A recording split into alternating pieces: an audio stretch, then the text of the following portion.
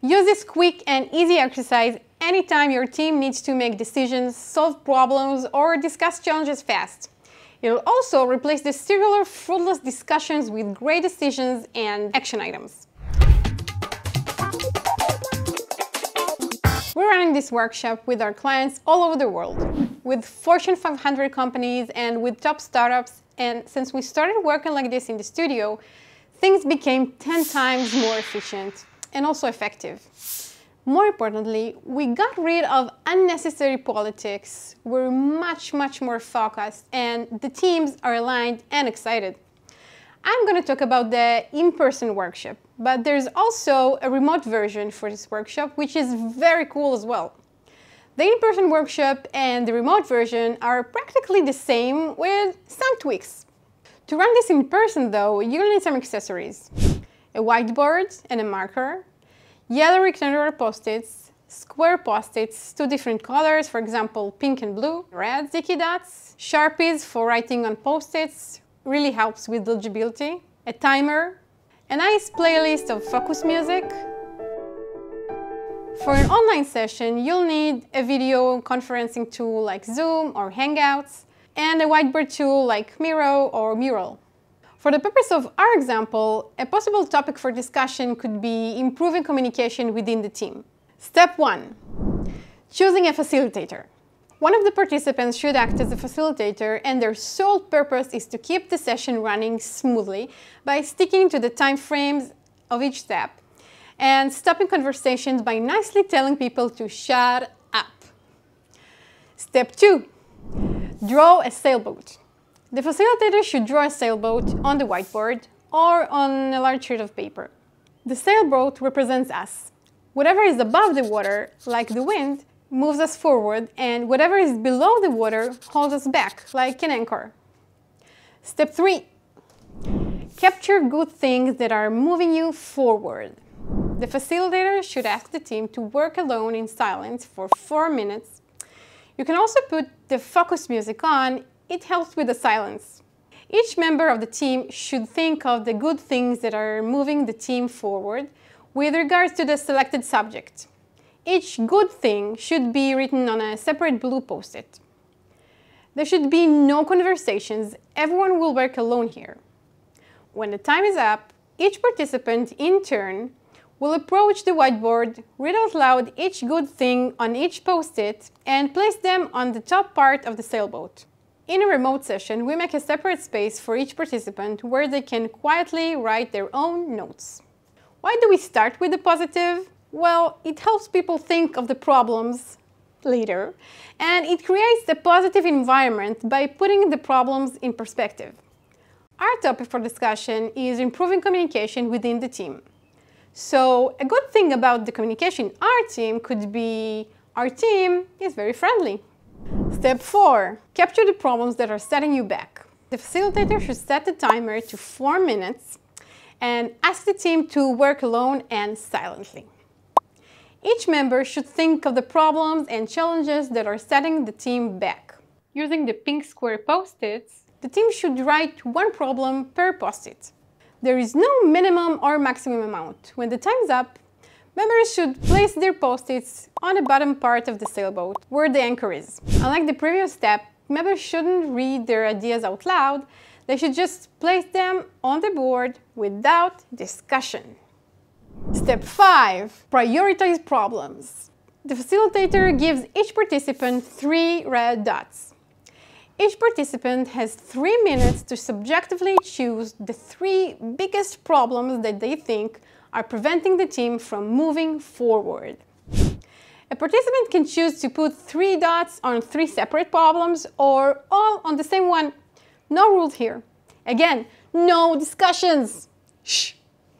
The facilitator then has to prioritize the problems, placing the ones with the most dots on top and the ones with the least on the bottom, forming a tree-like structure. The voteless post-it should be just removed.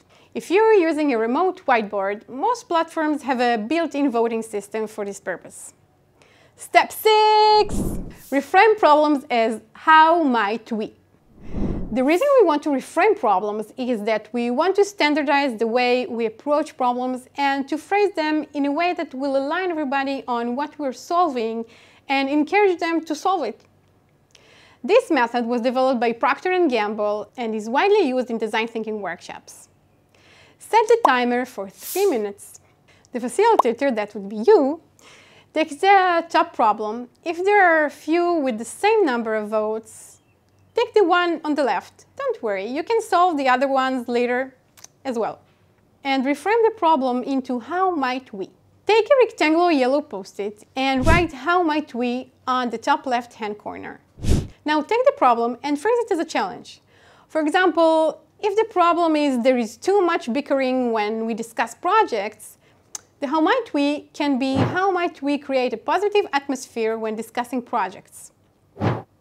It's important to be very concrete. Avoid wide challenges like saving the world or reinvent search. Also, make sure you do not include any solution. We want to clarify the challenge before we start suggesting solutions. Step 7. Capture solutions. Turn the background music on again.